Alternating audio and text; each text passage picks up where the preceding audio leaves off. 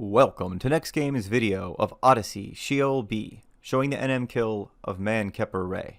In this video, I'll show you the general strategy for defeating NMs in Sheol B, the actual fight against Man-kheper, Grave Hunter NM, which is a course NM I went up against and it did not go well, and lastly I'll show you an interesting deaggro method that I found today. Since this is a new event, let's briefly touch upon Odyssey Sheol B NM strategies and what I recommend. Odyssey Sheol A NMs were quite easy, in that they all had an SP ability that they used, and then an aura that went up once that SP ability was used.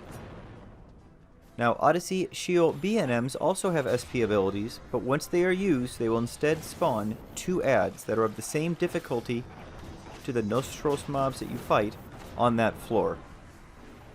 Now note the SP ability can be used at any time. I've seen it used at 100% after a charm, at 80% and as low as 30%, so you can't really plan for it. The strategy I tried in this run was to lower my enmity and try to have Arc EV tank until the NM used that SP ability. Then when the adds spawn, they will already have hate on you since you are the one who spawned them, so just switch to those mobs and start killing them as fast as you can. This will leave the main NM on Arc EV, which is where he should be. Also note that you'll see a course NM that I spawned earlier today, and that he charms you, and this is the strategy I recommend getting around him as well, is going ahead and letting Arc EV tank, and then therefore anytime the charm move is used, it's used on Arc EV instead of yourself. Now please keep in mind, this strategy will not work for all NMs in Sheol B. I'm just presenting one way to deal with some of them, especially the ones that don't hit too hard. Obviously, once the SP ability is used, if that NM is going to hit like a Mack truck, they're probably going to tear their way right through your trust, and this isn't going to work as well. But let's go ahead and start here, and then I'll give other suggestions in regards to how we can deal with other NMs that the strategy doesn't work on as I develop those strategies. Let's go ahead and see how this strategy works in practice. About the only thing special here is that the mob's unique SP ability is invincible, so it'll be fairly easy for Arc EV to deal with when that does occur. Let's see how this goes.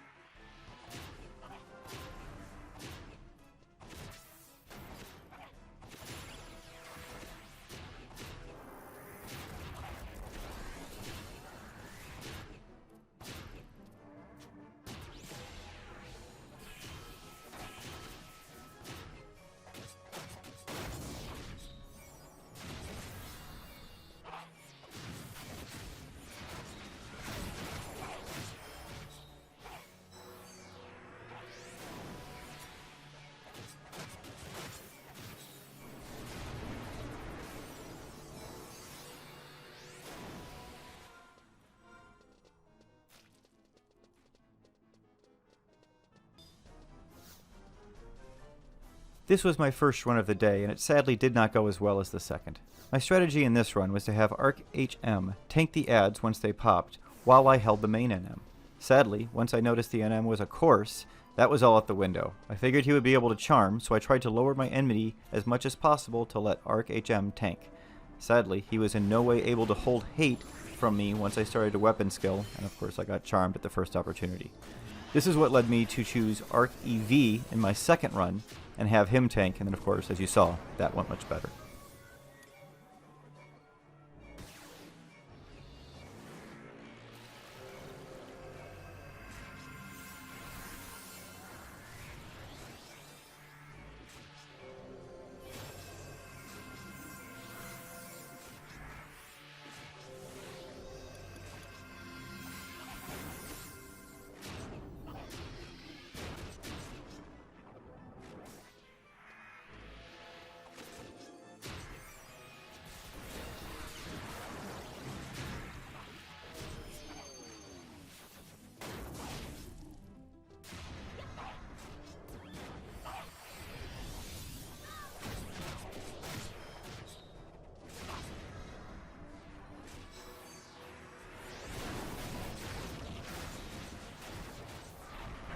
So there you have it, we got charmed. So this guy's going to be a little tricky when it comes to a solo. I'm going to recommend that you use at least one or maybe two tanks that can hold good hate, so maybe August and ArcEV. And you need to make sure to lower your enmity and manage your own hate as much as possible as to not pull him off of them. And really the most risky time is going to be when he uses his SP ability. Not only because he's spawning those two adds, but because my guess is those two adds can probably charm as well. So you're not going to want to switch to them to feed them TP, because that will of course eventually possibly have them charm you. And then additionally, they are automatically going to spawn with hate on you since you're the one that spawned them. So you're going to have to keep your shadows up and make sure that they do not hit you to make sure that you can finish off the Grave Haunter. You could then focus on the two adds.